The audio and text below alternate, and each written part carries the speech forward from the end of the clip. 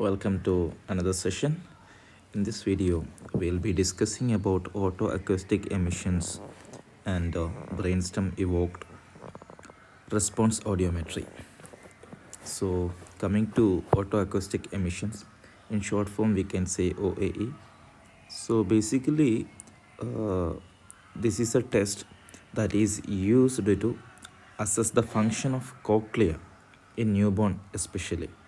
So you can see in the picture, we are we are putting a probe in the ear of child, and this probe will produce auditory stimulations that will stimulate the outer hair cells of the cochlea, and the cochlea will send back the vibrations through middle ear, through external ears, and it will be recorded on this device.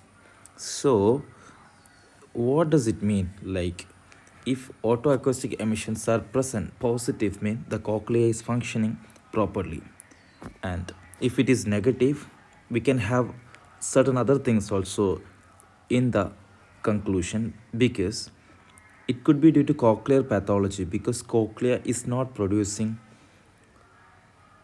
sound vibration in response to the sound stimuli we are giving. Or it could be middle ear pathology. In this case, the cochlea is producing the sound, but it is not getting traveled to the outside so that we can receive it due to some middle ear pathology or external ear pathology.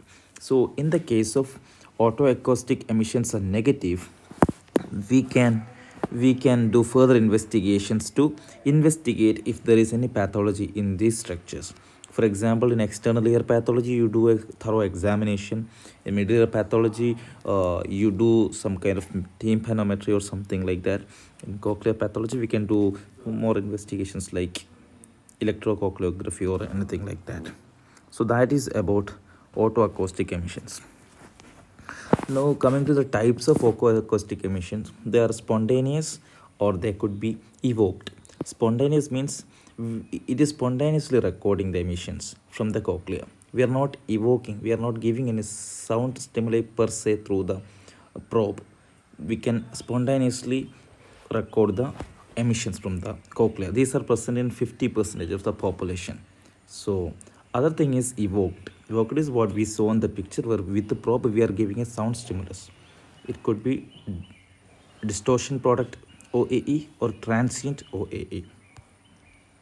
Now coming to the BERA, which stands for brainstem evoked response audiometry.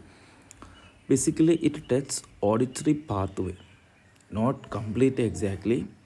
It tests from eighth nerve till inferior colliculus. That is, cochlea is not involved. That's an important point that we have to note in this.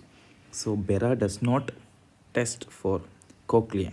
So whatever happens behind cochlea, it will text. For example, from eighth nerve, cochlear nucleus, olivary nuclei, inferior colliculus, or lateral lemniscus. Okay, but it does not check medial geniculate body or auditory cortex. That's we should know. So basically, BERA will test eighth nerve, cochlear nucleus, superior olivary nucleus, inferior colliculus, and lateral lemniscus. Okay, so coming to what does a BERA look like? So this is after a testing of BERA. BERA basically nothing but we keep some electrodes on the forehead of the baby, and we will check the waves produced by it. So in this we can see 1, 2, 3, 4, 5, 6, 7 waves. So let's see, 1 and 2 is produced by eighth nerve, 3 is by cochlear nucleus, 4 is olivary nucleus, 5th is lateral lemniscus, 6th and 7th is by inferior colliculus. By this we can determine where the pathology is located. Okay, so what is the main use of BERA and OAE is, we know that OAE test cochlea mainly. So if there is any pathology in cochlea, that will be reflected on OAE. But whatever behind cochlea, that is retrocochlear, that is in the eighth nerve, cochlear nucleus, brainstem and stuff, if there is any pathology there, it will not be reflected in OAE. But in BERA, it's the other way around. It does not test anything in cochlea, but whatever in the retrocochlear from eighth nerve to brainstem, we can say that it will be reflected on BERA. So that is the difference. Another thing is BERA is in used for, it's an objective test and it's used for confirmation of the diagnosis, like if there is a hearing loss, but OE is used for screening.